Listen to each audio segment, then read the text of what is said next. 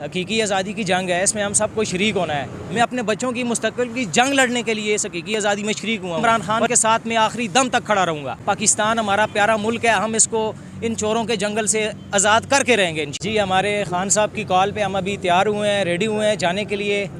हकीकी आज़ादी की जंग है, इसमें हम सबको शरीक होना है। तो मेन बात यह है कि ये जो इम्पोर्टेड हुकूमत आई है, इसने गरीब का जीना हराम कर दिया है। इन्होंने हम लोगों को इतना मजबूर कर दिया है कि हमसे इन्होंने 2 वक्त की रोटी जो हम सुकून से खाते थे वो भी हमसे छीन लिया है।